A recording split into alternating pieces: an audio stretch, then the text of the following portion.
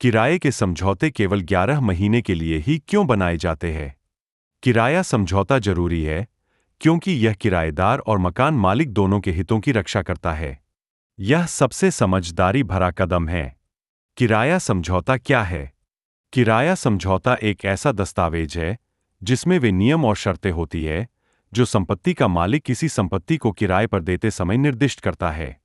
यह दो पक्षों के बीच कानूनी संबंधों को भी परिभाषित करता है और उनके संबंधित दायित्वों को बताता है। 11 महीने क्यों? 11 महीने के पट्टे के लिए पंजीकरण की आवश्यकता नहीं होती है। पंजीकरण अधिनियम 1908 के अनुसार 1 वर्ष या उससे अधिक के लिए किराए के समझौते का पंजीकरण अनिवार्य है। धारा 17 कहती है कि वे दस्तावेज जिनका पंजीकरण अनिवार्य है, निम्नलिखित दस्तावेज पंजीकृत किए जाएंगे यदि वह संपत्ति जिससे वे संबंधित है उस जिले में स्थित है जिसमें, और यदि वे उस तारीख को या उसके पश्चात निष्पादित किए गए हैं जिसको अधिनियम संख्या 16 1864 या अर्थात अचल संपत्ति का वर्ष दर वर्ष या 1 वर्ष से अधिक अवधि के लिए पट्टा या वार्षिक किराया आरक्षित करना।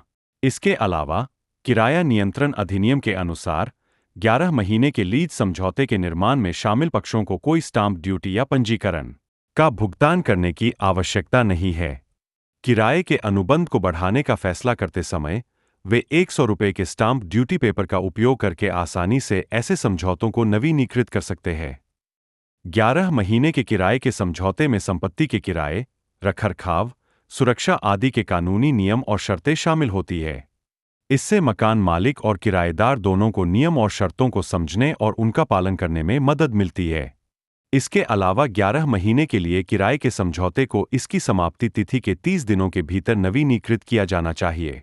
यदि ऐसा नहीं होता है तो मकान मालिक किराएदार के खिलाफ मुकदमा दायर कर सकता है और उसे कानूनी रूप से बेदखल कर सकता है।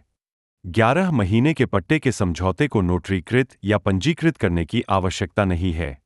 हालांकि 11 महीने से अधिक समय तक चलने वाले किराए के समझौतों को निकटतम उप कार्यालय में मकान मालिक और किराएदार दोनों की उपस्थिति में नोटरीकृत या पंजीकृत किया जाना चाहिए। अगर आपको यह वीडियो अच्छा लगा तो इसे लाइक, शेयर और सब्सक्राइब करें।